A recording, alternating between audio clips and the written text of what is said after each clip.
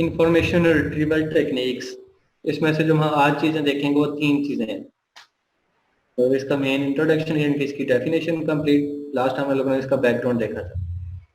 Information retrieval models कि वो कौन कौन से मॉडल्स हैं जिनको हम लोग यूज करके ये काम कर सकते हैं। उसमें से एक मॉडल है इनका बूलियन रिट्रीवल मॉडल, इसको भी हम देखेंगे। तो मतलब ये 3 चीजें जो हम लोगों ने आज पढ़नी है। मतलब ये जो तीनों मटेरियल्स हैं जो आप लोगों को मैंने बुक्स बताई थी, मतलब उनमें से कंबाइन है कि जो इसका इंट्रोडक्शन या इंफॉर्मेशन है वो इस बुक से है, और जो डाटा इन डाटा का साइज वगैरह मैनेजिंग की बात की हुई है वो इस बुक से है, और मॉडर्न इंफॉर्मेशन रिट्रीवल टेक्निक्स यहाँ से, और वेब इंफॉर्मेशन रिट्रीवल मतलब उसके बारे में जो हम लोगों ने देखना है वो इन ऑथर्स की चीजें, कुछ जो मटीरियल जो इस यहाँ पे शामिल हुआ है। तो चूंकि आप लोग मतलब रिसर्च के स्टूडेंट्स हैं और एमफिल के स्टूडेंट्स हैं, तो एमफिल एक रिसर्च ओरिएंटेड डिग्री है, और रिसर्च ओरिएंटेड डिग्री में क्या होता है कि मतलब आप लोगों को चीजों को मतलब research search again and again करना होता है। जब अगेन एंड अगेन किसी चीज को सर्च करते हैं तो उसमें कुछ चीजें पहले की जो सर्च की हुई होती हैं वो भी आती हैं, और कुछ जो आप लोगों ने इन्वेंट की हैं वो भी आती हैं। तो मतलब यहाँ से ये चीजें आप लोगों को इस तरह बताने का मतलब यही होता है एक्नॉलेजमेंट्स के लिए कि यहाँ पे जब भी आप लोगों ने किसी चीज को या किसी की चीज को यूज करना है तो उसका रेफरेंस कोड करना है कि ये चीज मैंने फलां फलां जगह से फलां फलां बंदे की ली हुई है। अगर आप उसका रेफरेंस कोड नहीं करते तो मतलब आप लोग एक इलीगल काम कर रहे हैं। तो इस तरह आप लोगों के अंदर भी ये चीज होनी चाहिए कि अगर आप लोगों ने किसी की बनी बनाई चीज यूज करनी है तो इसमें कोई हर्ज नहीं है, आप यूज कर सकते हैं, इसमें कोई प्रॉब्लम नहीं है। लेकिन जब आप लोगों ने यूज करनी है तो आप लोगों ने उसका नाम लेके यूज करनी है, यानी कि उसका रेफरेंस कोड करके यूज करना है। जैसे मैं अभी आप लोगों को रेफरेंस कोड कर रहा हूँ, तो मतलब ये चीजें मैंने यहाँ से ली हुई है, यानी कि ये चीजें मैंने यहाँ से पढ़ी हुई है। तो इस तरह आप लोगों ने भी जब अपनी रिसर्च करनी है तो आप लोगों ने अपने मतलब रेफरेंस कोड करना है प्रॉपर कि मैंने ये चीजें यहाँ से मटेरियल पढ़ के ये राइट अप किया। वो अलहदा बात है कि आप उसके मटेरियल को अपने अल्फाज में राइट अप कर सकते हो, लेकिन जो उसकी लॉजिक्स और मतलब जो टेक्निक्स होती हैं वो तो वही होती है ना, इसलिए उस बंदे का नाम लेना जरूरी होता है। तो जो इसमें सबसे पहली चीज है, व्हाट इज इंफॉर्मेशन रिट्रीवल। ये इंफॉर्मेशन रिट्रीवल है क्या। इसमें मतलब 3 डेफिनेशन है 3 डिफरेंट ऑथर्स की, और उनके साथ मैंने ईयर भी लिखा हुआ है। तो फर्स्ट डेफिनेशन जो इसकी की थी 1999 के अंदर, तो वहां पे जब तब हमारा जो इंफॉर्मेशन रिट्रीवल की टेक्निक्स थी और इंफॉर्मेशन को रिट्रीव करने के तरीकेकार थे वो कुछ और थे। फिर दूसरी डेफिनेशन जो 2004 की है कि उसके बाद हमारे इंफॉर्मेशन रिट्रीवल टेक्निक्स में और ज्यादा इंप्रूवमेंट्स आ गई, बहुत सारे मॉडल्स और टेक्निक्स आ गई, उसके लिए आज से हमारी डेफिनेशन चेंज हो गई। फिर 2007 के अंदर मजीद मतलब डेफिनेशन चेंज होगी, और अब अगर मैं बात करूं तो अब और मजीद चेंज हो जाएगी। यानी कि दिन ब दिन डे बाय डे इसमें इन्हांसमेंट जैसे जैसे आती जाती है चीजों के अंदर, वैसे वैसे हमारी डेफिनेशन चेंज होती जाती है। तो इंफॉर्मेशन के दौर में, इंफॉर्मेशन की जो लाइफ चल रही है इसमें हमारे पास आए दिन कोई ना कोई एक नया टेक्नोलॉजी हमारे लाइफ में आ रहा होता है। और बात टाइम आप लोगों ने सुना होगा ऐसे ही मतलब किसी के अल्फाज में से या किसी टीचर के मुंह से, या आप लोगों ने खुद भी कहीं पढ़ा हो कि जो रिसर्चर्स होते हैं वो खुद ही अपनी बातों से आने वाले दौर में इनकार कर रहे होते हैं कि तब जब मैंने कोई ये चीज इन्वेंट की थी तो वो अब गलत है, अब वैसे नहीं अब ऐसे है। यानी कि हमें बात है खुद भी अपनी चीजों से इनकार करना पड़ता है कि ये चीजें अब गलत हो गई, क्योंकि आए दिन आने वाले दौर के अंदर मतलब टेक्नोलॉजी चेंज होती जाती है, तो मतलब उसके लिहाज से हमारी जो डेफिनेशन होती हैं ये भी चेंज हो रही होती है। खास तौर पर इस तरह की टेक्निक्स जो कि हमारी लाइफ में या हमारी रिसर्च में या आने वाले फ्यूचर में चल रही हो, तो वैसे वैसे हम उनकी अपनी डेफिनेशन को इनहांस करते जाते हैं। तो जो सबसे पहली डेफिनेशन हुई थी वो यही थी कि information retrieval deals with the representation. जो सबसे पहली हुई थी कि रिप्रेजेंटेशन के साथ डील करना,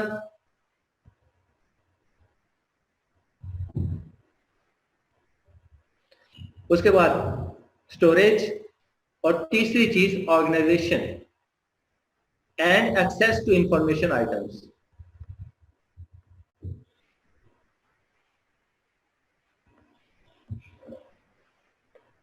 तो यहाँ पे मेरे पास कितनी चीजें होगी, पहली चीज होगी रिप्रेजेंटेशन, मतलब हमारे डाटा की उसको आप लोग मतलब जो स्टोरेज कर रहे हो उसको रिप्रेजेंट कर रहे हो किसी को, तो उसका फॉर्मेट क्या है। और दूसरी चीज उसकी स्टोरेज होगी, आप उसको स्टोर कर रहे हो उस फॉर्मेट को नहीं कर रहे। और तीसरी चीज हमारे पास ऑर्गेनाइजेशन के रेलिवेंट है, मतलब ऑर्गेनाइजेशन कोई ना कोई एक खास टर्म या कोई एक खास चीज जिस चीज के बारे में वो इंफॉर्मेशन है। यहाँ पे हम लोग इसको एज ए भी बोल सकते हैं कि जैसे कहते हैं सब्जेक्ट ओरिएंटेड, तो वो किस सब्जेक्ट, तो वो किस सब्जेक्ट के रेलिवेंट है। तो ये वहां पे हमारा ऑर्गेनाइजेशन का आंसर आ गया, of and access to information items.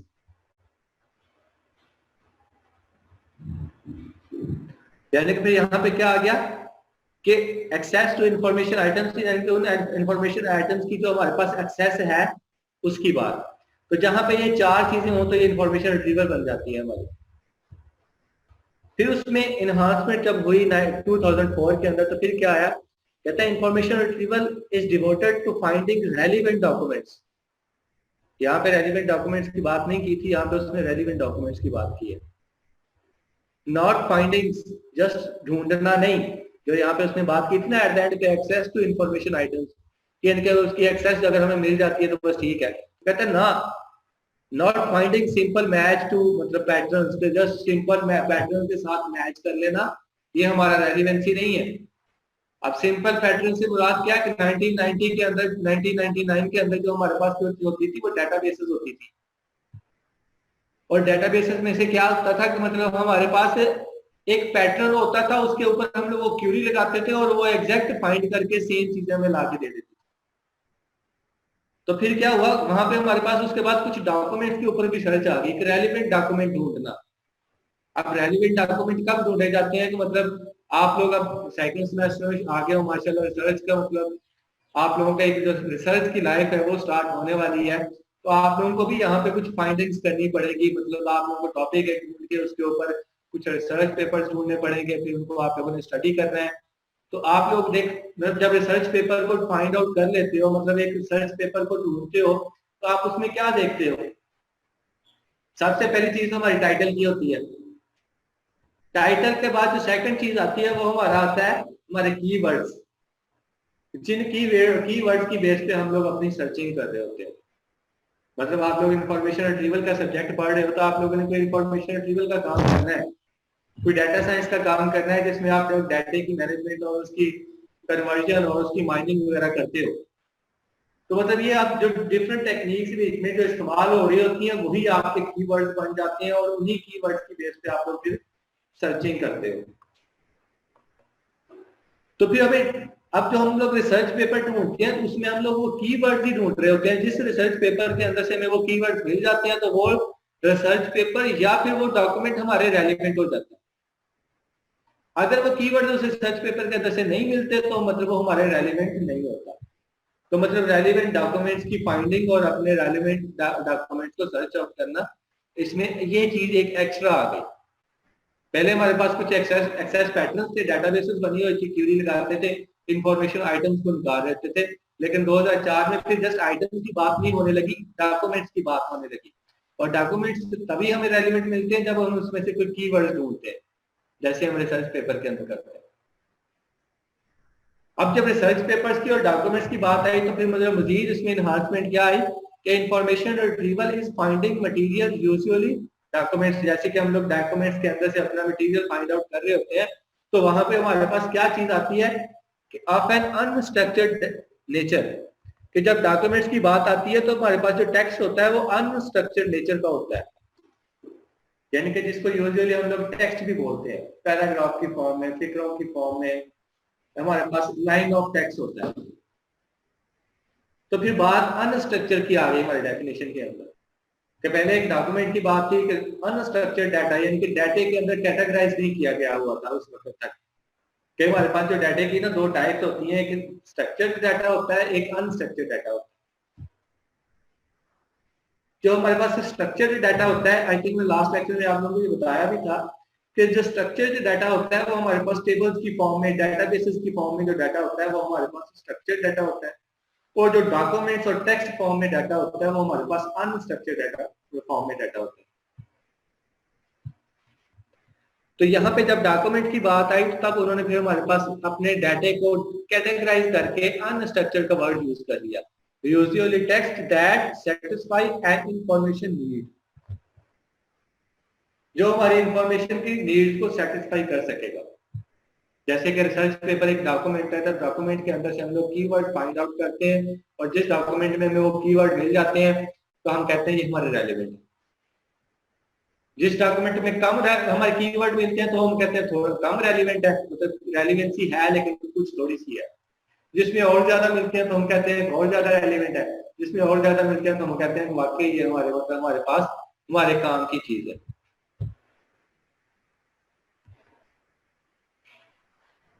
तो इंफॉर्मेशन नीड के लिहाज से हमारे पास जो डाटा की टाइप आ गई वो अनस्ट्रक्चर्ड आ गई from with in large collections. अब रिसर्च पेपर की जो मैंने बात की वो लार्ज कलेक्शन ही है ना, गूगल स्कॉलर के ऊपर से जाके ढूंढते हैं तो हम लोग एक वर्ड लिखते हैं तो उसके रेलिवेंट हमारे पास कितने थाउजेंड ऑफ पेपर्स हमें मिल जाते हैं उस एक वर्ड के रेलिवेंट। तो usually stored on a computers, जो कि कंप्यूटर के ऊपर स्टोर हुए होते हैं। अब कंप्यूटर में कोई सर्वर भी हो सकता है, कंप्यूटर में हमारा अपना कंप्यूटर भी हो सकता है। यानी कि अगर हम लोगों ने किसी डॉक्यूमेंट को ढूंढना है तो वो डॉक्यूमेंट हम लोग अपने कंप्यूटर में से भी ढूंढ सकते हैं, किसी सर्वर से भी ढूंढ सकते हैं। रिसर्च पेपर की बात की तो हम लोग किसी सर्वर से ढूंढ रहे होते हैं। हाँ, अब सर्वर से जब ढूंढ रहे होते हैं तो हमें रेलिवेंसी का जो होता है ना काम नहीं कर सकते हम लोग उसके अंदर। अगर हम लोग अपने ही कंप्यूटर में रिसर्च पेपर्स को डाउनलोड करके कलेक्शन बना लें, फिर उस कलेक्शन को किसी ना किसी टेक्निक के ऊपर लगाएं और उस टेक्निक में थ्रू हम लोग उन रिसर्च पेपर के अंदर से अपने रेलिवेंट रिसर्च पेपर को ढूंढ लें।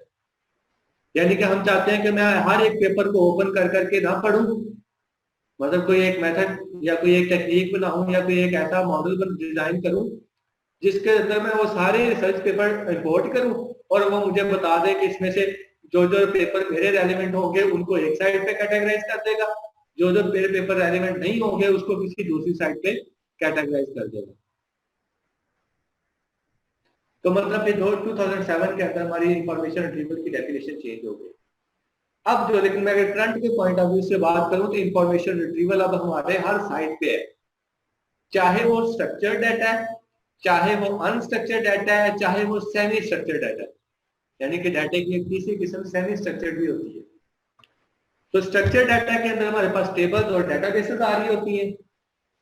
अनस्ट्रक्चर्ड के अंदर हमारे पास जो टेक्स्ट फॉर्म में डॉक्यूमेंट्स होते हैं, जैसे मैंने एग्जांपल दी मतलब एक रिसर्च पेपर की, या आप लोगों ने कोई नोट्स वगैरह बनाए होंगे तो वो बात हो गई। और सेमी स्ट्रक्चर में हो गया कि जैसे आप लोग कोई एक्सेल की फाइल बनाते हो तो एक्सेल की फाइल एक सेमी स्ट्रक्चर्ड फॉर्मेट है कि उसके अंदर हम लोगों ने अपनी चीजों को कुछ ऑर्गेनाइज भी किया हुआ होता है, लेकिन ऑर्गेनाइज करने के अलावा हम लोगों ने उसके अंदर फिगरों की सूरत में या पैरों की सूरत में डाटा भी एंटर किया हुआ होता है। टेबुलर फॉर्म में भी ऑर्गेनाइज कर लेते हैं, लेकिन जो टेबुलर फॉर्म में ऑर्गेनाइज किया हुआ होता है उसके अंदर भी हम लोग उन चीजों को कैटेगराइज करने के लिए जस्ट एक्सेल की शीट को यूज कर लेते हैं। तो उसकी जो एक एग्जांपल है वो हमारे पास अनस्ट्रक्चर्ड यानी कि सेमी स्ट्रक्चर्ड की है। अब बात आ गई मतलब रिट्रीवल की। अब जब रिट्रीवल करते हैं तो डॉक्यूमेंट की बात हो रही थी या रिसर्च पेपर्स की बात हो रही थी। डॉक्यूमेंट्स में हमारी बुक्स भी आ जाती हैं, नोट्स भी आ जाते हैं, कुछ और चीज भी हो सकती है जो टेक्सचुअल फॉर्म में। और दरमियान में हमारा एक इंफॉर्मेशन रिट्रीवल सिस्टम आता है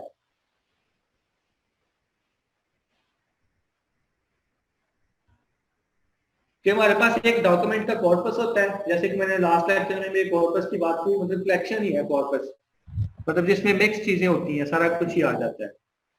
तो उस मिक्सचर के अंदर हमारे पास कुछ डॉक्यूमेंट्स है, एक कॉर्पस है, जिसको हमारा जो आईआर सिस्टम होगा यानी कि इंफॉर्मेशन रिट्रीवल सिस्टम जो होगा वो क्या करता है, उस डॉक्यूमेंट कॉर्पस के अंदर से हमारे डॉक्यूमेंट्स को कैटेगराइज करता है, यानी कि उनको रैंक कर लेता है। जैसे हम लोग अपने शेल्फ के अंदर डॉक्यूमेंट्स को रैंक कर लेते हैं ना, डेटाबेसेस की बुक्स एक शेल्फ के अंदर, नेटवर्किंग की बुक्स दूसरे शेल्फ के अंदर और प्रोग्रामिंग की बुक्स तीसरे शेल्फ के अंदर, तो हम अपने डॉक्यूमेंट्स को ना इस तरह रैंक कर रहे होते हैं। तो हमारा आईआर सिस्टम मतलब इन डॉक्यूमेंट कॉर्पस के अंदर से डॉक्यूमेंट्स को इंपोर्ट करके मतलब डॉक्यूमेंट्स को उठाता है और उनको कैटेगराइज कर करके उनको रैंक करता है। अब वो रैंक डॉक्यूमेंट काम कहाँ पे होते हैं, इनके यूज कहाँ पे आते हैं? फॉर एग्जांपल एक यूजर है जो कि यहाँ पे आप लोगों को अपने सर ने एक हाथ रख के और वो सोच रहा है कि मैं क्यूरी करनी है अपने रेलिवेंट डॉक्यूमेंट ढूंढने के लिए, तो वो क्यूरी करेगा किसी न किसी कीवर्ड की बेस पे। अब जो इसने आईआर सिस्टम ने डॉक्यूमेंट्स को रैंक किया हुआ होता है, इसने भी कुछ ना कुछ कीवर्ड की बेस पे ही किया होता है कि एक डॉक्यूमेंट होता है उसके अंदर कुछ एक वर्ड जो होता है ना वो काफी दफा इस्तेमाल हुआ हुआ होता है। अब जिस डॉक्यूमेंट्स के अंदर वो वर्ड्स काफी दफा इस्तेमाल किए होते हैं वो एक रैंक में आ जाते हैं। कुछ डॉक्यूमेंट्स होते हैं उसमें कुछ दूसरे वर्ड्स होते हैं तो उसको दूसरे रैंक में कर देता है, फिर तीसरे रैंक में कर देता है। तो फिर जो इंफॉर्मेशन रिट्रीवल सिस्टम होता है वो एक डॉक्यूमेंट के कॉर्पस में से कुछ डॉक्यूमेंट्स को लेके कुछ कीवर्ड्स की बेस पे उनको रैंक कर रहा होता है।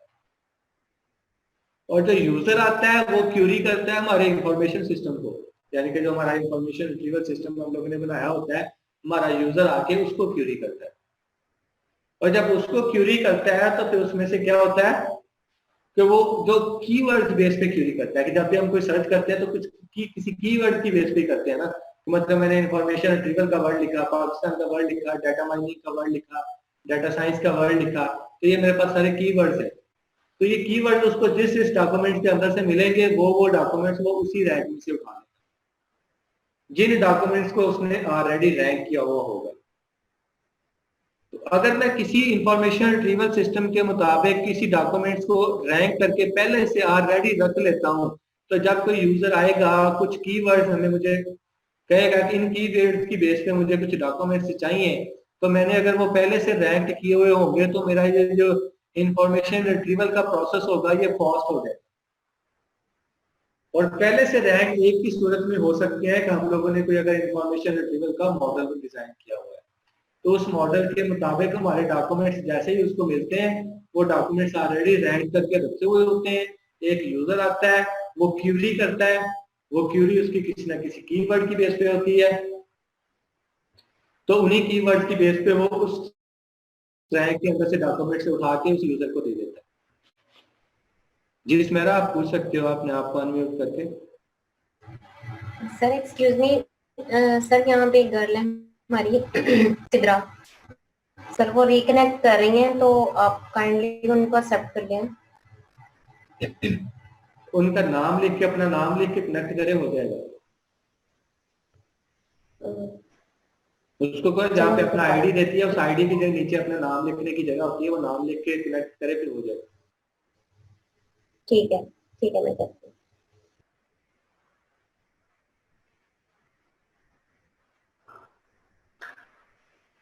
तो ये तो था मतलब इंफॉर्मेशन रिट्रीवल का एक मतलब मॉडल की इंफॉर्मेशन रिट्रीवल हमारी जो होती है वो मॉडल हमारा पहले से डॉक्यूमेंट्स को रैंक करता है, जब तक कुछ कीवर्ड्स की बेस पे एक यूजर आता है कुछ क्यूरी लगाता है कुछ कीवर्ड की बेस पे और वो डॉक्यूमेंट उस रैंक में से निकाल के उसको दे देता है। अब इस मॉडल के अंदर जो हम लोगों का आईआर मॉडल है, अब इसके अंदर जो पहली बात आती है मॉडलिंग इन आईआर इनके information retrieval is a complex process aimed at producing ranking functions. ये जो हमारा ये पहला मॉडल है जिसके अंदर हमारा इंफॉर्मेशन एक कॉम्प्लेक्स प्रोसेस है जिसका मकसद क्या है, प्रोड्यूसिंग का रैंकिंग फंक्शंस, मतलब जो रैंकिंग फंक्शन जो उसने रैंक कर रहा था डॉक्यूमेंट को कुछ कीवर्ड्स की बेस पे। तो हमारे इस मॉडल के अंदर जो पहली चीज होती है ये रैंकिंग फंक्शंस होते हैं जो रैंक कर रहे होते हैं, चीजों को कैटेगराइज कर रहे होते हैं। एक टाइप की चीजें एक साइड पे, दूसरी टाइप की चीजें दूसरी साइड पे, तीसरी टाइप की चीजें तीसरी टाइप पे। तो हमारा जो पहला टास्क होता है वो यही होता है। फिर इन रैंकिंग फंक्शन के through a function that assigns scores documents with regard to a given query, कि हमारे फिर रैंक करने के साथ साथ हमारा जो रैंकिंग फंक्शन होता है उनको एक ग्रेड भी दे रहा होता है, स्कोर दे रहा होता है कि किन डॉक्यूमेंट के अंदर से कौन से वर्ड कितने फाइंड आउट हुए हैं, मतलब जो वो कीवर्ड उसने दिया था वो किसी डॉक्यूमेंट में कितने टाइम मिला है। तो वो जो उसके लिए कितने टाइम मिलना होता है वो हमारा उस डॉक्यूमेंट को कैटेगराइज करना होता है कि उस डॉक्यूमेंट्स में जो उसने कैटेगराइज किया है उसको कि उसके अंदर से अगर वो एक वर्ड उसको सिर्फ 2 या 3 दफा मिला है तो जरूरी नहीं कि वो डॉक्यूमेंट उसके रेलिवेंट ही हो। कि जैसे कि एक इंट्रोडक्शन की बुक होती है, इंट्रोडक्शन टू कंप्यूटर या इंट्रोडक्शन टू किसी चीज के मतलब, तो वो बुक होती है तो उसके अंदर एक एक चैप्टर तमाम सब्जेक्ट का होता है। डेटाबेस का भी होता है, नेटवर्किंग का भी होता है, किसी दूसरी फील्ड का भी होता है। तो क्या वो डॉक्यूमेंट, अगर मैं डेटाबेस की या डाटा साइंस के रेलिवेंट कोई चीज ढूंढ रहा हूँ, तो क्या वो पूरी की पूरी बुक मेरे रेलिवेंट होगी? नहीं, उसके अंदर तो सिर्फ एक चैप्टर होगा। तो यहाँ पे जब हमारा वो रैंकिंग फंक्शन उसके अंदर से कीवर्ड को फाइंड आउट करके उसको रैंक कर रहा होता है, तो साथ ही साथ हम उसको उसके कीवर्ड की फाइंडिंग की बेस पे कैटेगराइज भी कर लेते हैं, तो उसको कोई ना कोई स्कोर भी दे देते हैं। तो ये स्कोर हम लोगों ने कोई एक स्टैंडर्ड बना लेना होता है, उसकी बेस पे देना होता है कि अगर इतने वर्ड मिले तो इसका मतलब है कि ये डॉक्यूमेंट मेरे रेलिवेंट नहीं है, अगर इतने वर्ड मिले तो इसका मतलब है कि ये डॉक्यूमेंट मेरे रेलिवेंट है। तो ये स्टैंडर्ड इस तरह स्कोर के लिहाज से हम लोग अपने डॉक्यूमेंट्स को कैटेगराइज करने के साथ साथ उसको एक स्कोर भी देते हैं, ताकि अपनी रेलिवेंसी को मैं ज्यादा से ज्यादा इंप्रूव कर सकूं। जैसे मैंने आप लोगों को पहले गूगल की एक मिसाल दी थी, गूगल में जब आप किसी कीवर्ड को सर्च करते हैं तो मिलियन ऑफ रिकॉर्ड हमें मिल जाते हैं, लेकिन जो हमारे रेलिवेंट होते हैं वो सिर्फ जो पहले पेज पे होंगे या दूसरे पेज पे होंगे या तीसरे पेज पे होंगे। मेरे भी ख्याल में तो तीसरे पेज से ज्यादा आगे कोई बंदा जाता होगा, अगर जाता भी है तो मेरे भी ख्याल में उसको तीसरे पेज के बाद कोई ज्यादा उसको अच्छी कोई रेलिवेंसी मिलती होगी, बहुत कम रेलिवेंसी होती है उसके बाद। तो जब उसकी रेलिवेंसी नहीं है तो मिलियन ऑफ रिकॉर्ड को हमें अपने पास लोड करने का फायदा। तो फिर हम क्या करें कि जो इस बंदे ने क्यूरी दी है ना, ये जो इंफॉर्मेशन रिट्रीवल सिस्टम जो हम लोगों ने यहाँ पे लगाया है, उनको सिर्फ उनके रैंक की हद तक ही रहने दे, सिर्फ उन्हीं डाटे को, उसी डाटे को निकाल के ला के दे मुझे कि जो मेरे बहुत ज्यादा रेलिवेंट है, यानी कि जिसका स्कोर हाई है। तो यहाँ पे हमें एक काम करने की अभी जरूरत है, यहाँ पे हमें एक यानी कि इम्प्रूवमेंट लाने की जरूरत है कि हमारी जो इंफॉर्मेशन रिट्रीवल टेक्निक्स है वो अभी इतनी अच्छी नहीं है कि जो हमें हमारे रेलिवेंट चीजें ला के दे। तो इस रेलिवेंसी को इम्प्रूव करने के लिए जो मेरे पास एक एडवाइस है वो सिमेंटिक वेब की है, यानी कि चीजों को मीनिंग्स देना और मीनिंग्स दे के उनको स्कोर देना, क्योंकि हमारा स्कोर उनकी मीनिंग्स की बेस पे भी पे ही ज्यादा सक्सेसफुली डिसाइड हो सकेगा। अगर मैं उसकी मीनिंग्स की बेस पे उस स्कोर को डिसाइड नहीं करूंगा तो फिर मेरे पास एक प्रॉब्लम आएगी। अगर मैं एक वर्ड को ढूंढ रहा हूं तो जरूरी नहीं कि उस बुक राइटर ने वही वर्ड सेम लिखा हुआ हो अपनी किताब के अंदर, उसने उस वर्ड का कोई और सिनोनिम्स भी तो यूज किया हो सकता है। तो हमें वो एक वर्ड के जो मजीद सिनोनिम्स होते हैं वो उनकी वो मीनिंग्स में आते हैं, यानी कि हम उसको सिमेंटिक कहते होते हैं। फिर तो सिमेंटिक में हम लोग चीजों को उनके मीनिंग्स देते हैं। तो फिर हम लोग एक वर्ड के जितने भी सिनोनिम्स होते हैं वो तमाम अपने मॉडल के अंदर इन्वॉल्व कर रहे होते हैं। तो उस वर्ड को लेके, तमाम वर्ड्स को लेके फिर हम अपनी स्कोरिंग करते हैं। तो फिर जो उसके बाद हमारे पास इंफॉर्मेशन रिट्रीव होके आती है ना, वो हमारे पास एक बेस्ट इंफॉर्मेशन होती है जो हमारे वाकई रेलिवेंट होती है। तो जो हमारे पास मिलियन ऑफ इररेलेवेंट रिकॉर्ड होते हैं उससे हम लोग बच जाते हैं। आगे बात करते हैं, this process consist of two main task.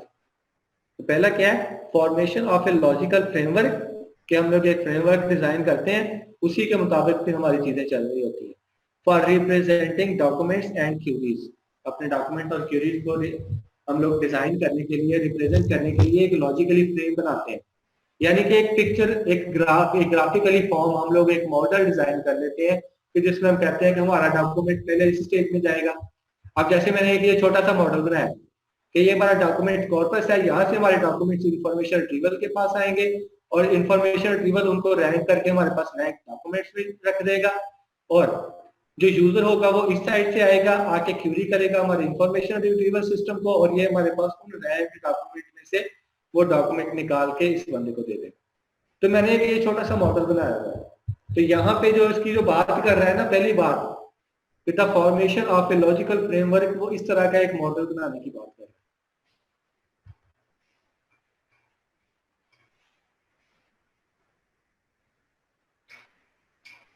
दूसरी बात जो आती है हमारे पास, the definition of a ranking function. ये जो रैंकिंग फंक्शन होते हैं इसकी डेफिनेशन भी तो क्लियर होनी चाहिए ना कि इसमें क्या क्या चीजें आ रही हैं। तो डेफिनेशन क्या होगी, that allows quantifying the similarity among documents and queries, कि जो हम लोगों ने उसकी डेफिनेशन करनी है तो उस डेफिनेशन के अंदर दो चीजें की बात कर रहा है वो। पहली क्या है, क्वांटिफाइंग द सिमिलैरिटीज, उनके जो वर्ड है, जिन वर्ड्स को वो सर्च कर रहा है उन वर्ड्स की आपस में सिमिलैरिटी भी है कि नहीं है। किसके साथ? एंड क्यूरीज के साथ। जो क्यूरी के अंदर कीवर्ड्स आ रहे हैं उनकी, और जो हमारे डॉक्यूमेंट्स के अंदर वर्ड्स हैं उनकी सिमिलैरिटी जो होती है, वो सिमिलैरिटी इंडेक्स हमारा कितना है। जो हमने लोगों ने पहले एक स्कोर की बात की थी, वो स्कोर हमारा सिमिलैरिटी इंडेक्स कहलाता है कि हम उसको जितना स्कोर देंगे हमारा सिमिलैरिटी इंडेक्स वही सेम बन जाएगा, और वो स्कोर जो होगा वो जितना ज्यादा होगा मतलब हमारा सिमिलैरिटी इंडेक्स उतना ही अच्छा और ज्यादा होगा, और उतना ही मतलब हम लोग फिर कंसीडर करेंगे कि ये डॉक्यूमेंट वाकई मेरे रेलिवेंट है। जी इसमें कोई और बात है? जी सर। सर वो एक्चुअली बार बार रिक्वेस्ट सेंड कर रही हैं, तो उनकी अभी भी पेंडिंग ही आ रही है, आप काइंडली चेक कीजिएगा अपने पास से। मेरे पास रिक्वेस्ट आ रही है, मैंने भी आपको कहा है कि मतलब उसको कहो अपना नाम लिख के फिर मुझे रिक्वेस्ट करें। हाँ जी, उन्होंने अपना नेम ही लिखा हुआ है सर, सिद्रा। नाम लिखा हुआ नहीं आ रहा मेरे पास, इन्फिनिक्स हॉट 4 प्रो आ रहा है, मुझे नहीं पता ये कौन है। आप उससे इतना पूछ लो। अच्छा चलो ठीक है, मैंने उनको कहा है कि अपना नेम एंड रोल नंबर लिख के सेंड करें। सर वही है, आप एक्सेप्ट कर लें। नहीं नहीं मैं ऐसे एक्सेप्ट नहीं कर सकता। आप इतना पूछ लो कि उसके पास जो मोबाइल है वो इन्फिनिक्स का ही है। जी सर यही है, मुझे पता है सर। अब तुमने अपनी तरफ से कह दिया कि जी सर मुझे पता है। नहीं पूछा सर, मैंने सर मैंने ही तो लेके दिया उसको। सर मैंने ही तो लेके दिया उसका फोन। वैसे मुझे गलती होगी, मुझे पूछना चाहिए था कि उसके पास मोबाइल कौन सा है, मैंने पहले बता दिया तुम्हें। सर मैं, आप पूछ ले मेरे से, मुझे पता है ब्लैक कलर का है इन्फिनिक्स। अच्छा ठीक है, मैंने उसको एडमिट कर लिया है। Thank you sir. मैंने पहले क्लास में भी कहा था, ग्रुप में भी कहा था कि मतलब नाम लिख के साथ अपना रोल नंबर लिख के फिर मुझे ज्वाइन करने की रिक्वेस्ट दोगे तो होगी, लेकिन अभी भी अकेले नाम लिखे हुए आ रहे हैं, साथ रोल नंबर नहीं लिखा हुआ, यानी कि रजिस्ट्रेशन नंबर का जो लास्ट 3 डिजिट होते हैं अभी भी उनके बगैर नाम आ रहे हैं। मतलब बीएस के जो बच्चे होते हैं उनके साथ तो मतलब समझ आती है कि ठीक है वो होंगे। आप तो माशाल्लाह सारे एमफिल के बच्चे हो, मतलब सारे मेच्योर हो, चीजों को समझते हो, आप लोगों के साथ तो ऐसी चीजें नहीं ना होती।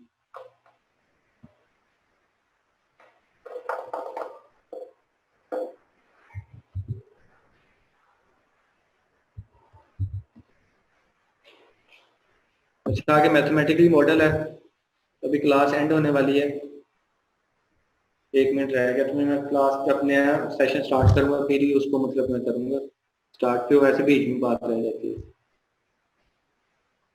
अभी यहाँ तक कोई क्वेश्चन है तो पूछ लो किसी का, अपने आप को अनम्यूट करके पूछ सकते हो।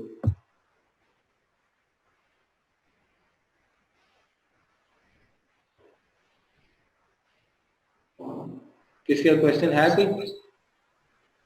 जी सर। जी पूछो। सर ये आपने डेफिनेशन में बताया था रेलिवेंट डेटा हो लेकिन not finding the match. Match और रेलिवेंट एक ही चीज नहीं होती? मसलन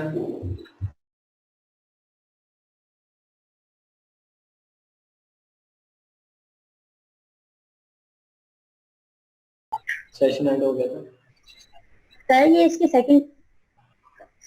सेकंड डेफिनेशन में लिखा हुआ है is devoted to finding the relevant documents, not finding simple match pattern. Relevant और simple match ये सेम चीज नहीं होती? रेलिवेंट और ये सिंपल मैच ये सेम चीज नहीं होती? रेलिवेंट तो ढूंढना है। अब रेलिवेंट में ना दो चीजें आती हैं, एक उसने जो बात की है ना कि नॉट फाइंडिंग सिंपल मैच, कि जी सिंपल जस्ट जैसे होता है ना कि हम डेटाबेस में कोई क्यूरी लगाते हैं तो साथ वहां पे कीवर्ड दे देते हैं, जी जी वो अब हमारी सिंपल मैचिंग होती है कि जो जो हमें मिलते जाते हैं वही रिकॉर्ड हम लोग अपने पास मतलब निकालते जाते हैं रिपोर्ट में। ठीक ठीक। उस चीज को तो हमने खत्म करना है, मतलब जब मैंने मीनिंग्स की बात की थी, अनस्ट्रक्चर्ड की बात की थी, कि हमारी चीज हमारे मोर रेलिवेंट होनी चाहिए। तो साथ मैंने गूगल की मिसाल इसीलिए दी है कि वहां पे जब हम सीएसएस ढूंढते हैं तो मतलब काफी सारी चीजें जो होती हैं हमारी रेलिवेंट नहीं होती, वो इसी वजह से होता है कि वहां पे जो फाइंडिंग्स हो रही है वो सिंपल मैच हो रही है, कि जो हम वर्ड लिख रहे हैं उसको जहां जहां मिल रहा है वो उसी डॉक्यूमेंट को उठा के ला के आपको दिए जा रहे हैं। ठीक। उसने अपने पास कोई रैक फंक्शन को यूज करते हुए डॉक्यूमेंट्स को रैक नहीं किया हुआ, उनको कोई मतलब स्कोरिंग। बोले दिखाएं। उन्होंने उसको कोई स्कोरिंग नहीं की हुई, तो मतलब स्कोरिंग की है लेकिन उस स्कोरिंग को वो इसलिए यूज कर रहा है कि जो जिसका स्कोर ज्यादा होता है वो उसको पहले पेज पे ले आता है, जिसका स्कोर कम होता है उसको दूसरे पेज पे ले आता है। यहां तक उसने स्कोरिंग की हुई है उसकी। अब वो जो स्कोरिंग है वो सिंपल वर्ड्स के ऊपर है, सिमेंटिक्स के ऊपर नहीं है, यानी कि आगे फिर मीनिंग्स के ऊपर नहीं है। अगर सही हो गया, मीनिंग्स के समझ ऊपर गया। भी आ गया तो फिर हम लोग उस चीज को कह सकते हैं कि ये मोर मेरे ही रेलिवेंट है, किसी और के नहीं है।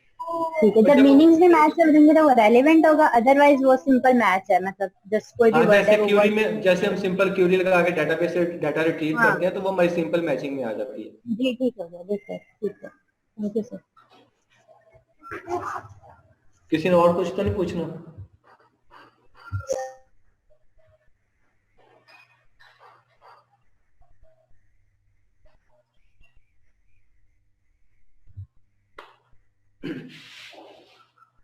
क्लियर है यहाँ तक सबको? फिर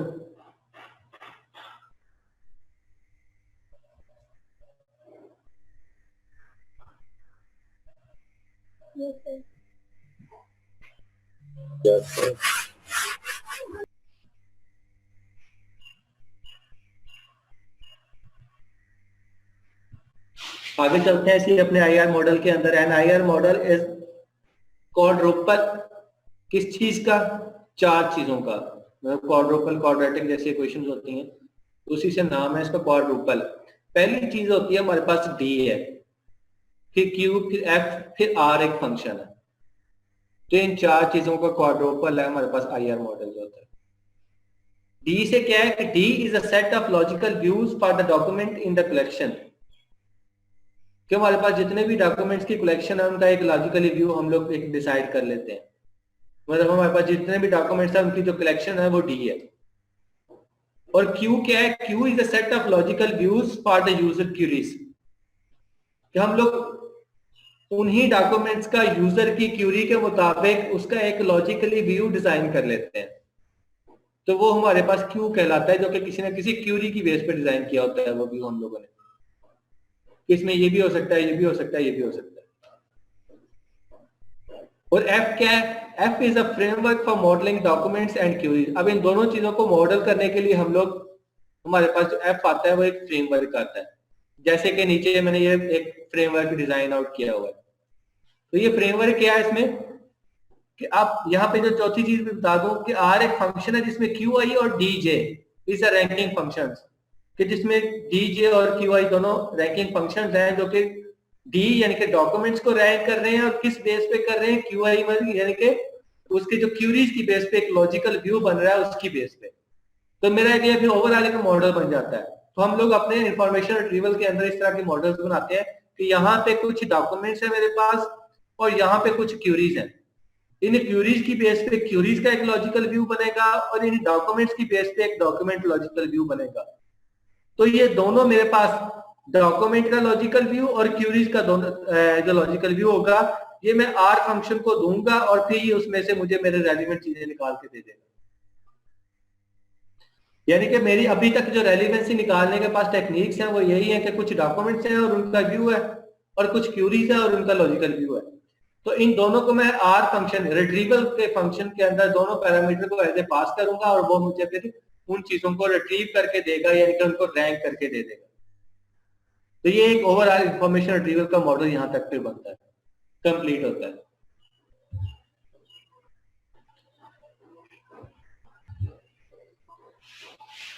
और जब हम लोग ये रिट्रीवल करते हैं तो यहाँ पे जो मेरे पास एक चीज आती है वो एडहॉक रिट्रीवल की होती है। जब हमारे पास कुछ इंफॉर्मेशन रिट्रीवल हो रही होती है तो उस इंफॉर्मेशन के रिट्रीव होने के लिए जो हम क्यूरीज लगा रहे होते हैं उनके अंदर डिफरेंट टेक्निक्स आती हैं, यानी कि उसके डिफरेंट तरीकाकार होते हैं। जो सबसे इंपॉर्टेंट और एक मेन जो हमारे पास इंफॉर्मेशन रिट्रीवल का टेक्निक है ना, वो हमारे पास एडहॉक होती है। इसको एडहॉक रिट्रीवल भी बोलते हैं और एडहॉक एक्सेस भी बोलते हैं। अब इसका मतलब ये है कि हमारे पास पहले से तमाम क्यूरीज, क्योंकि अभी तक हम लोग क्यूरीज की बात कर रहे थे जस्ट, तो हमारे पास तमाम क्यूरीज की जो बात हो रही थी, तो तमाम क्यूरीज हमें पहले से जरूरी नहीं कि हमें पहले से प्री डिफाइंड मालूम हो।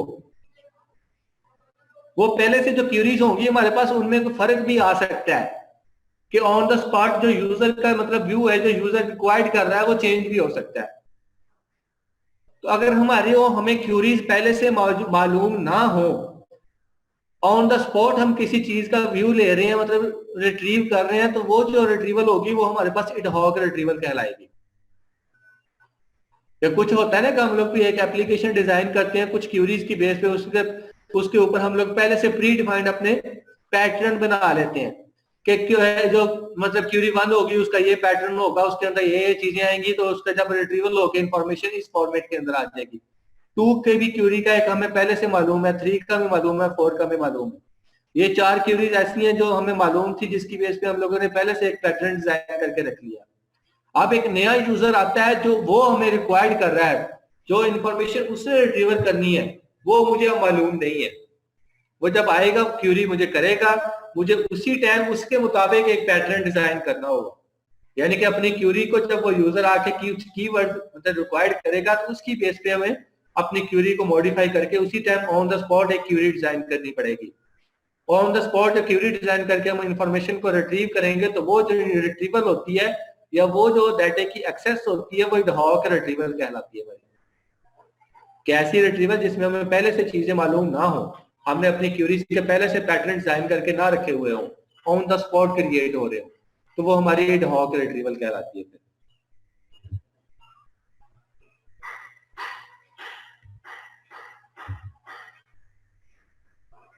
अब इसी एडहॉक रिट्रीवल के अंदर एक यूजर 1 है, एक यूजर 2 है, मतलब इस तरह जैसे जैसे यूजर आ रहे हैं, मैं उनको मतलब उनके लिहाज से डॉक्यूमेंट्स को रिट्रीव करके दे रहा हूँ कि ये मेरे पास एक डॉक्यूमेंट्स की स्ट्रीमिंग है, मतलब जहां पे मेरे पास कुछ डॉक्यूमेंट्स पड़े हुए हैं। ये एक यूजर 1 है और एक यूजर 2 है। ये यूजर 1 की प्रोफाइल है, जिसके अंदर उसके मतलब कुछ डॉक्स फिल्टर्ड फॉर यूजर 1 और डॉक्स फिल्टर्ड फॉर यूजर 2। अब ये एडहॉक को यूज करते हुए फिल्टरिंग की हुई है, तो मतलब एडहॉक एक्सेस के अंदर फिर हमारे पास एक ये पॉसिबिलिटी भी होती है कि एक यूजर आता है, तो उसकी मतलब हमें कुछ चीजें मालूम है, उसकी बेस पे हम लोग अपने डॉक्यूमेंट्स को फिल्टर करके रख लेते हैं। जैसे हम लोगों ने पहले एक रैंक की बात की थी, रैंकिंग करके रख लिए थे, तो यहाँ पे हम लोग अपने आप को एक फिल्टर लगा लेते हैं। उस फिल्टर की बेस पे हम लोग पहले ही अपने डॉक्यूमेंट्स को फिल्टर कर करके अलग अलग करते जाते होते हैं।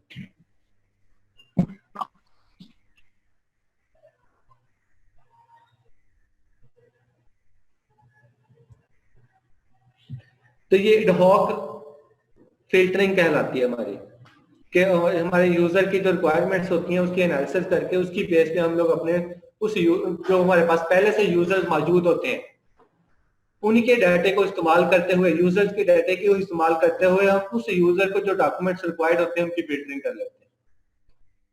और जो फिर एडहॉक एक्सेस एडहॉक रिट्रीवल के दौरान हमें वो फिर हेल्पफुल होती है हमारे इंफॉर्मेशन को रिट्रीव करने के लिए। और उसके बाद फिर हमारा आ जाता है बूलियन मॉडल।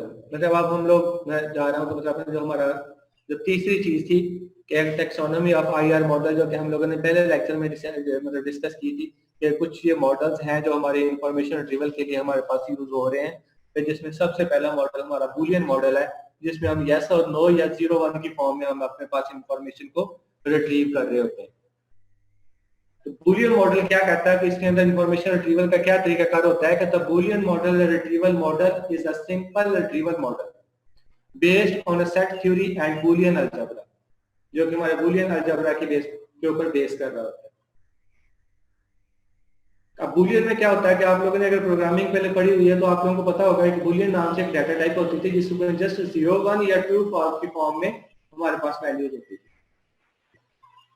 तो यहाँ पे भी हम एक 0-1 का एक सेट बना लेते हैं कि अगर हमारे पास इंफॉर्मेशन हमारे रेलिवेंट है तो मतलब 1 है, और अगर वो रेलिवेंट नहीं है तो वो 0 है। अभी हम लोगों ने रैंक की बात की थी, तो रैंकिंग प्रोसेस में ये जो मॉडल होता है बूलियन मॉडल, ये हमारे पास हेल्पफुल आता है कि हम लोग अपने कुछ WKJ मतलब एक कुछ कीवर्ड्स की बेस पे हम लोग उसको चेक करते हैं कि वो बिलोंग कर रहा है किसी सेट को। अगर वो बिलोंग कर रहा है तो मतलब 1 आ जाएगा, अगर नहीं कर रहा तो 0 आ जाता है। अब ये काम हम जो 0-1 का कर रहे होते हैं, तो ये मतलब हम लोग अपनी इंफॉर्मेशन को ऑन ऑफ का कर रहे होते हैं। तो कहता है index term significance represented by binary weights, हम लोग एक वेट्स दे देते हैं बाइनरी फॉर्म में, यानी कि 0 1 की फॉर्म में। फिर WKJ बिलोंग्स टू 0 और 1। अगर WKJ हमें वो मिल जाते हैं, मतलब मिल गया है तो मतलब वो 1 के है, अगर नहीं है तो फिर 0 के रेलिवेंट, मतलब ये 0 या 1 दोनों में से किसी एक के साथ ये बिलोंग कर रहा है। तो ये हमारे पास बूलियन इंफॉर्मेशन होती है। तो यस और नो के अंदर आंसर देना कि वो अगर उस सेट में से बिलोंग कर रहा है तो यस, अगर नहीं कर रहा तो फिर नो आ जाएगा।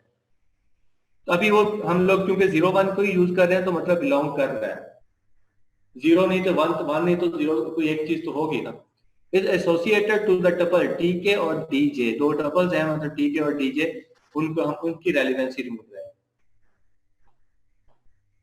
तो कहते हैं एक, अब इसमें से जो एक DJ की बात की है, रिट्रीवल DJ की, कहते हैं set of index terms for a document, कि जो सेट ऑफ इंडेक्स टर्म्स है ना वो DJ में है, जो हमारे पास टर्म्स आती हैं, और TI में क्या है कि हमारे पास set of documents for index term, कि उस टर्म के लिए TI में हमारे पास डॉक्यूमेंट्स आ जाते हैं और DJ में हमारे पास टर्म्स आ जाती हैं।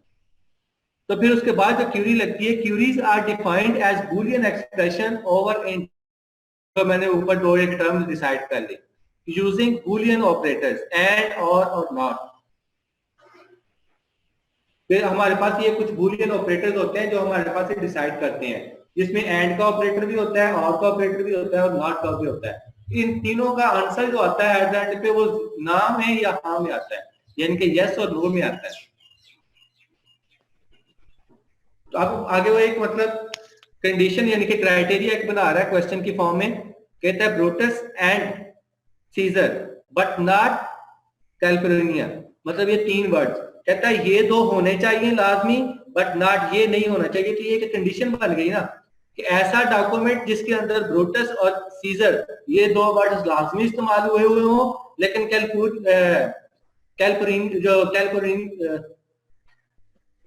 कैल्पुलिनिया जो वर्ड है वो ना हो उसके अंदर।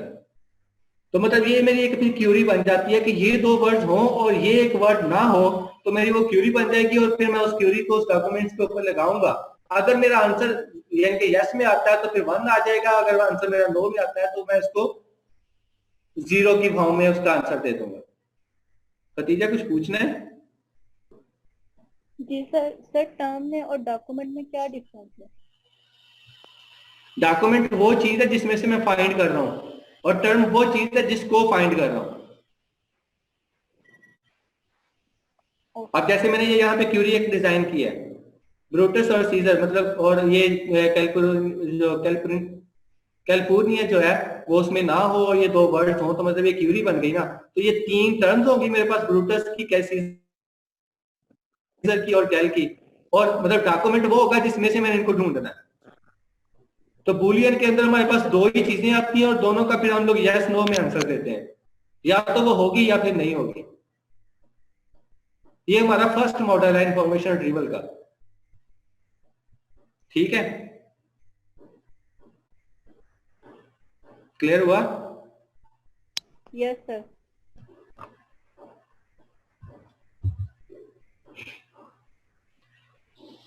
तो कहते हैं रेलिवेंसी जो मॉडल होगा हमारा as binary property of the document, यानी कि उस डॉक्यूमेंट की बाइनरी प्रॉपर्टी बन जाएगी एक, SC और मतलब SC 0 और SC 1, या तो हम उस SC को मतलब 0 असाइन कर देंगे या फिर 1 असाइन कर देंगे। अगर तो रेलिवेंसी है तो 1 आ जाएगा, अगर नहीं है तो फिर 0 आ जाएगा। तो मैं हम 0 और 1 का एक सेट बना लेते हैं और उसी सेट में से फिर उसकी रेलिवेंसी को फाइंड आउट कर लेते हैं। तो ये हमारे पास एक बूलियन मॉडल होता है इंफॉर्मेशन रिट्रीवल का, कि हम लोग जिसको 0 और 1 के सेट को यूज करते हुए अपनी इंफॉर्मेशन को रिट्रीव करते हैं। उसके बाद भी कहते हैं क्लोज वर्ड अजम्पशंस, कुछ हमारे पास पे अजम्पशंस भी होती हैं जिनको हम लोग मतलब यूज कर लेते हैं। The absence of a term T in the representation of a document, एक डॉक्यूमेंट में से एक टर्म टी है जो हम लोग फाइंड आउट करना चाह रहे हैं। तो डॉक्यूमेंट डी है और टर्म टी है, is equal to the presence of not T, वो हम लोग कह रहे हैं कि the absence of a of a term T, इसकी एब्सेंट जो है in that representation of a document D, इसके अंदर जो इसकी एब्सेंट है वो इक्विवेलेंट टू होगा, किसके होगा, प्रेजेंस ऑफ नॉट टी, मतलब जो उसके अंदर वो टर्म है वो नहीं है, इन द सेम रिप्रेजेंटेशन। तो मतलब हम लोग फिर मतलब एक एग्जाम्पशन अगर लें तो इस तरह होता है कि हम किसी टर्म को फाइंड आउट कर रहे हैं, अगर वो टर्म उस डॉक्यूमेंट में से एब्सेंट है तो मतलब वो हमारे डॉक्यूमेंट रेलिवेंट नहीं है, हम उसको जीरो असाइन कर देते हैं।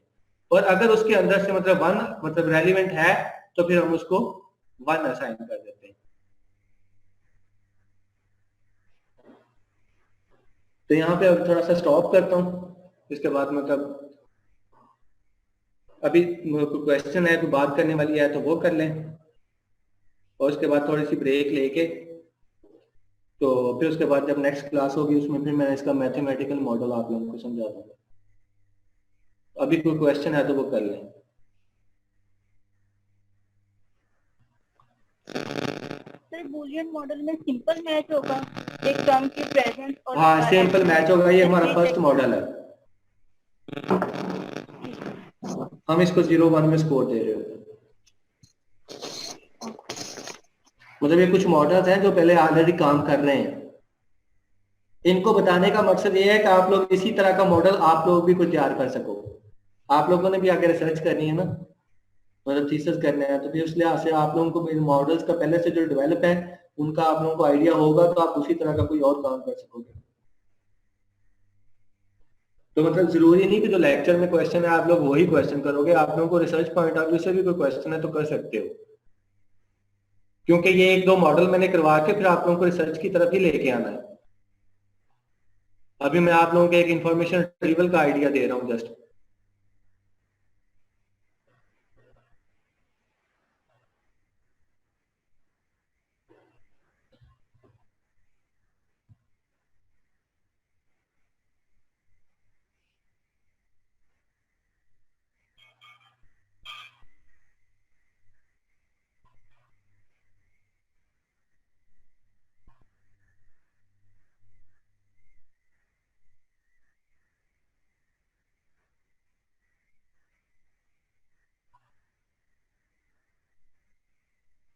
किसी का कोई क्वेश्चन नहीं है?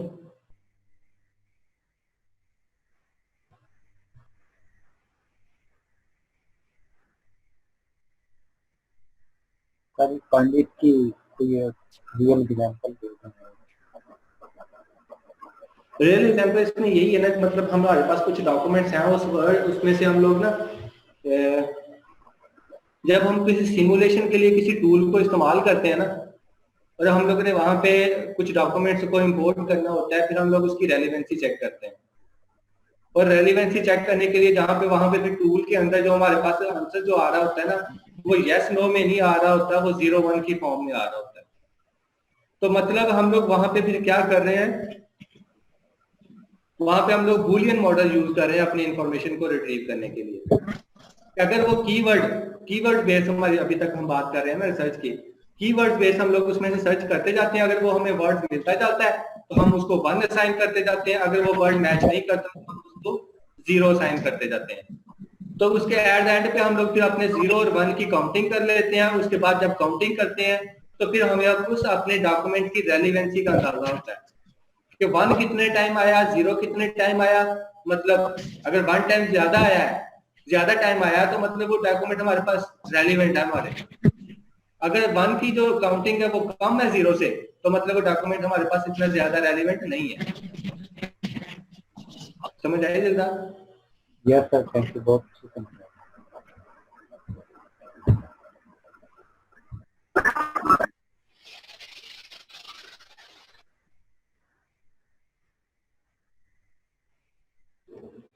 अब इस मॉडल को ना हम लोग मतलब यूज करते हैं जैसे हम लोग चीजों की मतलब माइनिंग नहीं कर रहे होते, जैसे आजकल आप लोगों ने सुना होगा कि सोशल मीडिया से पोस्ट को लेके, कमेंट्स को लेके, रिव्यूज को लेके, अब वो सारा डाटा हमारे पास अनस्ट्रक्चर्ड फॉर्म में होता है ना, तो हम सारे उस डाटे को लेके और उसके ऊपर जब मतलब किसी ना किसी टूल के थ्रू जब करते हैं हम लोग स्टैटिस्टिकली उसके ऊपर लगाते हैं कोई तरीका का या कोई मेथड।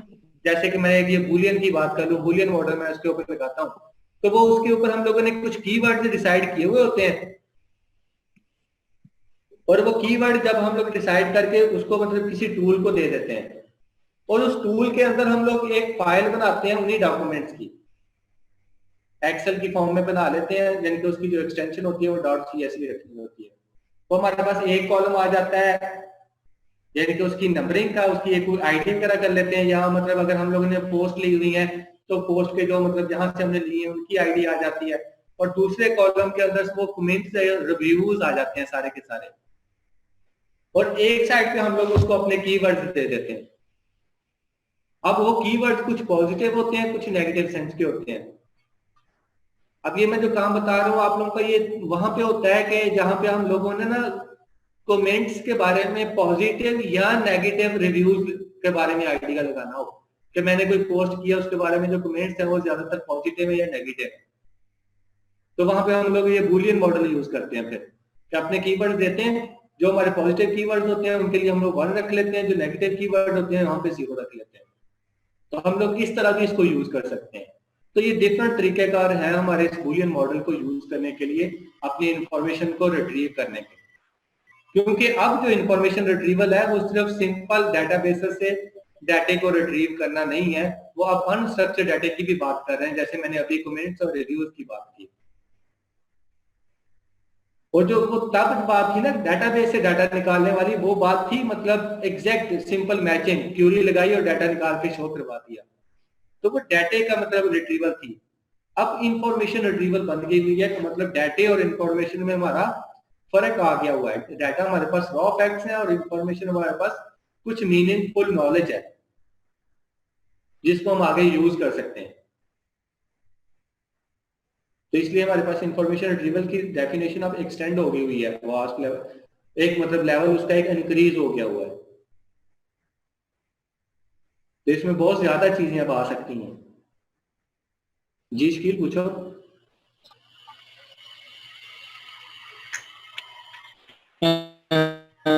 शकील आप पूछो, पहले आपने हाथ खड़ा किया था। आपका इंटरनेट का मसला है शकील। सर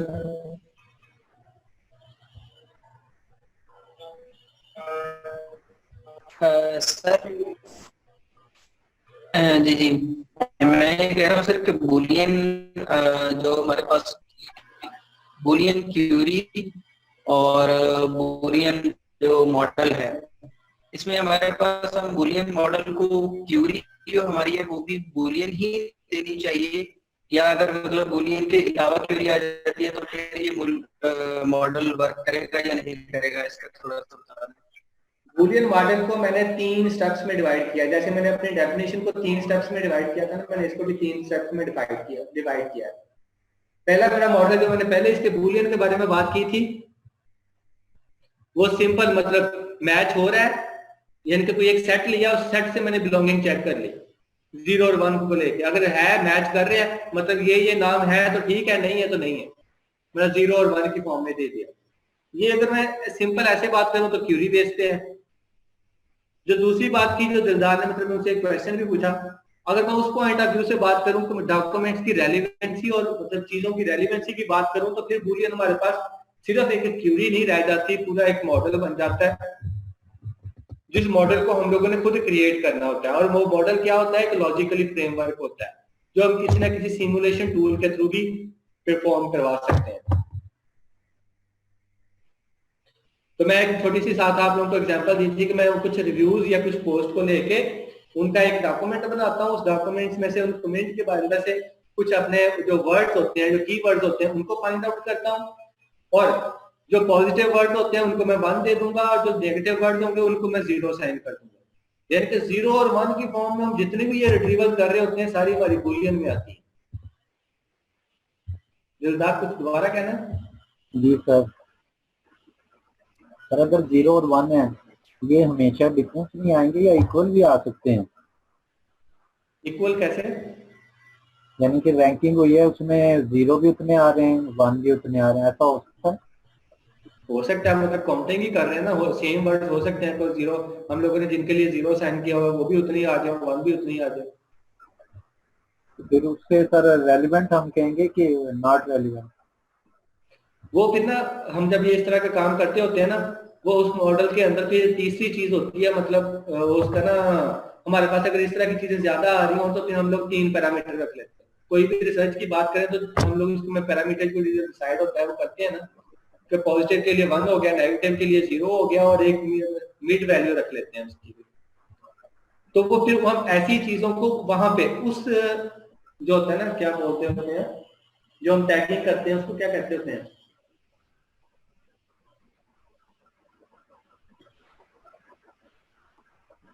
फाइल के अंदर आप जब डॉक्यूमेंट लगाते हैं ना उसके ऊपर टैग लगा लेते हैं, उसके लिए एक टर्म बोलते होते हैं खास,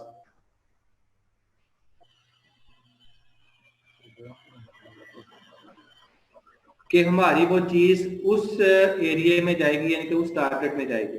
वो इस तरह का कोई वर्ड है मेरे ज़हन में नहीं आ रहा, तो हम वो एक इस तरह का कोई एक तीसरी चीज भी ऑप्शन रख लेते होते हैं बीच में, कि इस तरह के जो डॉक्यूमेंट्स आएंगे वो हमारे फिर उस कैटेगरी में फॉल करेंगे। मतलब फिर हम तीसरी कैटेगरी भी डिसाइड कर लेते होते हैं अगर हमारे पास ऐसी सिचुएशन हो तो। अदरवाइज 2 ही होती हैं।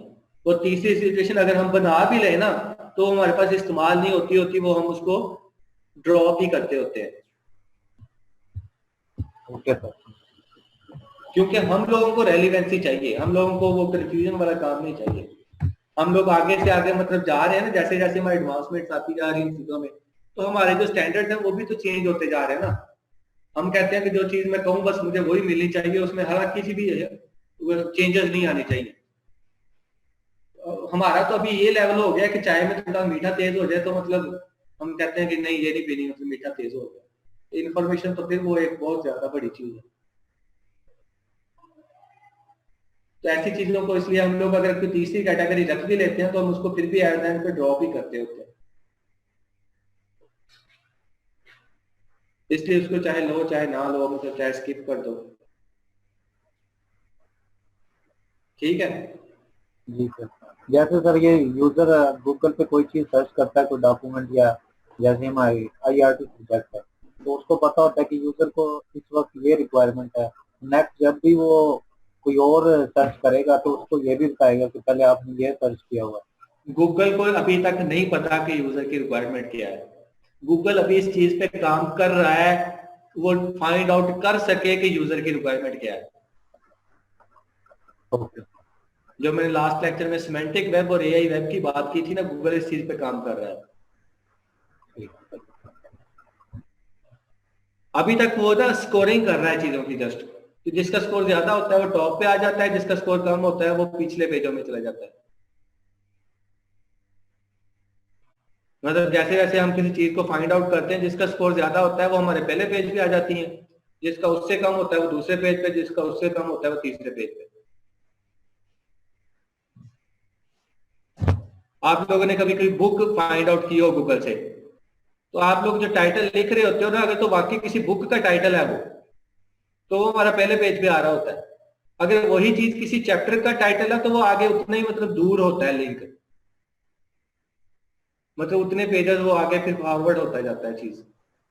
तो इसी तरह हम लोग अपनी चीजों को रैंक करते हैं, उनको स्कोरिंग करते हैं। तो अभी तक जो हमारा काम चल रहा है ना वो इस तरह रैंकिंग करके उसकी स्कोरिंग से चला रहे हैं उनका,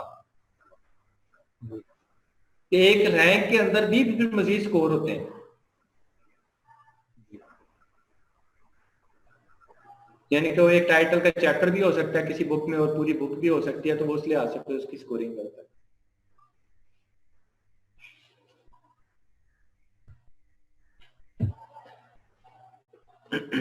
और आप लोगों को एक टास्क मतलब मैंने अगर जो देने हैं ना, वो इसलिए आज से देने हैं ताकि आप लोग अपने आगे रिसर्च को भी कंटिन्यू कर सको। तो उसके लिए मतलब मैं चाहता हूँ कि आप लोगों को इंडिविजुअली ना दूं, आप लोग अपने 2-2 के ग्रुप बना देना नेक्स्ट क्लास तक। तो नेक्स्ट क्लास में फिर मैं आप लोगों को कुछ टास्क असाइन कर दूंगा रिसर्च ओरिएंटेड।